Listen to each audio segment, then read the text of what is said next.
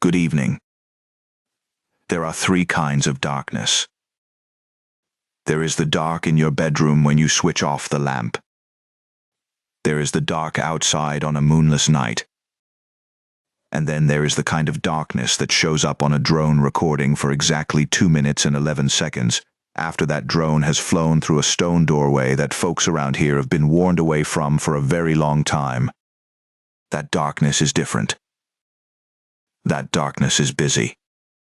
I'm Marty. And tonight a story I promise you is fiction. I only wish I were more certain of that. He called me at midnight about this. I want that on the record. A few miles from my house, past an old cedar swamp and a granite ridge, there is a thing that does not belong. The locals call it the Devil's Door. It is not a cave. It is not a crack in the rock. It is a doorway.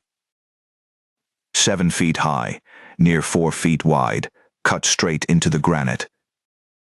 The edges too clean. The corners too exact. And set inside it a slab of black stone, polished smooth as glass. No hinges. No handle. No seam. It looks less like somebody built a door there and more like the mountain grew one. And naturally, you went near it. You live 10 minutes away, sure. So does the dump. You do not fly drones into the dump. The dump has operating hours, Carol. The Devil's Door has legends. There is a difference. Now, the old stories are vague. A surveyor's journal from the early 1800s mentions a smooth black stone standing in the granite. A logging crew supposedly refused to cut near it. A farmer swore his horses would not pass the ridge after dark. And the old-timers around here tell a stranger tale still. They say that long ago, before the forests, before the rivers found their paths, before the great ice pulled back, there were people who did not build their homes above the ground. They made chambers inside the stone. They came and went through polished doors that showed no reflection. And when the ice began to melt, they closed those doors and went down into the earth. The old story says those places are not graves. It says the sleepers are not dead. It says they are only waiting. Waiting how long? 10,000 years, give or take. And no, before you say it, I did not think the responsible move was to send in a drone. I did not send it in. Not on purpose. There is an important legal distinction. I brought equipment. A thermal camera. A magnetic meter. And a drone with obstacle sensors, LiDAR, and enough software to stop a sensible person from flying into a cliff. Unfortunately, that afternoon, the sensible person was not operating it. I was. And I had forgotten that 2 days earlier I had switched the drone into unrestricted manual mode to film between some tree branches. In that mode, the obstacle sensors are off. The LiDAR is off. The drone was not going to save itself from the doorway. And it was certainly not going to save itself from me. At what point did you remember this? Roughly half a second after it mattered. I nudged the stick forward. The dark stone filled the screen. 15 feet. 10. 5. And the surface stopped looking like stone. It was not reflecting the drone, or the trees, or the sky. It looked like an opening cut into the world. Then the numbers on the screen jumped. 5 feet. 4. 3. And then nothing. Not frozen. Not disconnected. Black. The telemetry hung there 1 more second. Altitude 23 feet. And then every number vanished. Signal lost. What did you do? I said something technical. I said, "Oh no."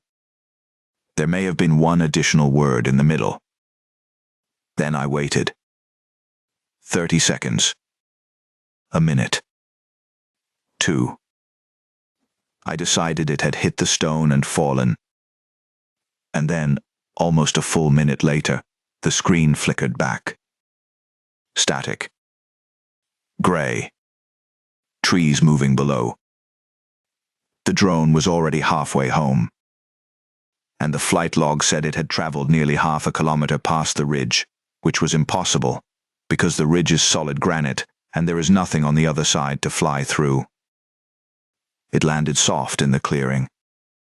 No damage. No scratches. But it was cold. Not autumn cold. Freezer cold. Frost formed on the shell as I watched. The battery read 8 degrees. The afternoon was 27. And it carried a smell. Wet stone and metal, and something like the air in a basement that has been sealed for 100 years. Did you go back to the doorway? No. I went home to examine the footage. The first 6 minutes played perfect. Takeoff. Ridge. Doorway. And then at the stone, black. 2 minutes and 11 seconds of it. I nearly deleted it. But I work with video, and black is not always black. So I raised the shadows. Nothing. The exposure. Nothing. And then I lifted the gamma and the black began to separate into shapes. The drone had not hit the door. It had gone through it. The footage showed a corridor. A smooth tunnel cut through dark stone, curving inward too clean for any ordinary tool. Faint blue light coming up from below. Marks on the walls. Circles. Lines. Figures that looked almost human, but too tall and too narrow and bent in places a body should not bend. And then, with no input from me, the camera turned 90 degrees to the left on its own and lit up a handprint on the wall. A human handprint. Except it had 6 fingers. You stopped watching then. There were another 90 seconds. The corridor opened into a chamber, so big the ceiling left the frame. Rows of stone columns going back into the dark. And between the columns stood shapes, wrapped in ice. I thought, at first, statues. They were not statues. They were tall figures standing inside clear blocks of ice. Dozens of them. Maybe hundreds. Long arms. Narrow heads. And as the drone slid past the nearest one, its chest moved. Once, like it had taken a breath. There was sound on it too, which there should not be over the propellers. But there were no propellers on this part.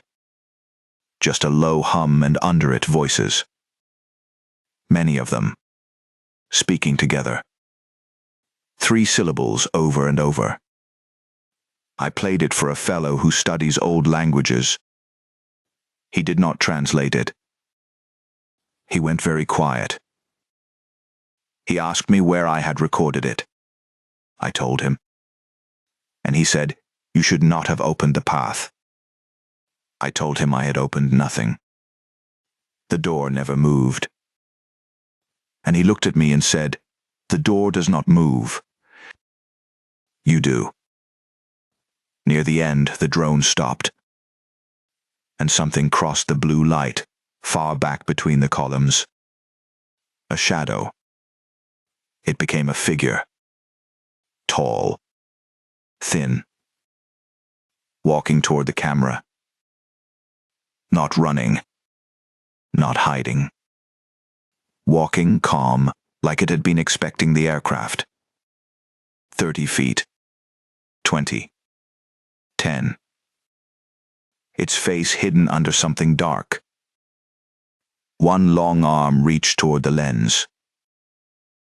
6 fingers. And then it spoke. Not through the microphone. Directly onto the audio track. One sentence in plain English. It said, "We remember Marty." Nobody in an ancient chamber knows your name. Nobody 10,000 years old speaks English. It was corrupted footage. That is exactly what I told myself. Until I looked at the last frame before the picture came back. The 6-fingered hand covered the lens, and for 1/30th of 1 second the polished surface of its wrist reflected the drone. And behind the drone, carved into the chamber wall, was a symbol.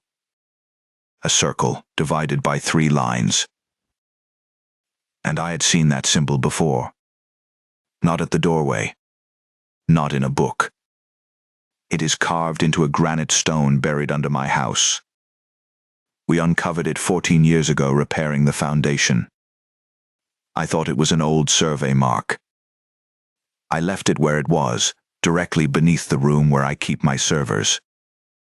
And that night, a little after midnight, all 10 of my servers shut off at the same instant. The power stayed on. The lights never flickered. They just stopped. Then one monitor came back. Black screen. White words. No operating system. 6 of them. Return what came through the door. And then from the granite under the floor I heard it. 1 knock. A pause. 2 knocks. A pause. 3 slow knocks from the stone directly below me. And a reasonable man calls someone or leaves. I got a flashlight, a camera, and the largest wrench I own, and I went down into the basement. It was an excellent wrench. The air down there was freezing. My breath hung in front of me. The stone with the symbol was behind a shelf, and when I moved the shelf, the carved lines were glowing, the same faint blue from the chamber. And then the stone shifted. 1/2 inch. Enough to show darkness behind it, and that same smell of wet stone and metal. And on the floor in front of it sat something that had not been there before. Small. Black. Smooth. Warm to the touch. A stone disc. On one side, the 6-fingered hand. On the other, a map. A map of this township. The Devil's Door marked. My house marked. And between them, a line. A tunnel running underground from one to the other. And then behind the loose stone I heard breathing. Slow. Deep. Close. The stone moved again. A long gray finger came through the gap. Then another. Then another. 6 of them wrapping around the edge of the granite. And something on the far side began, very patiently, to pull. Next time. What came back with the drone? Why there is a tunnel between the Devil's Door and my house. What the sleepers left under this township. And why the voice in the chamber knew my name. This is a story. I keep telling myself that.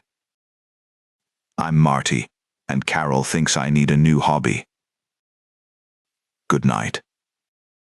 A safe one. Indoors. With the lights on.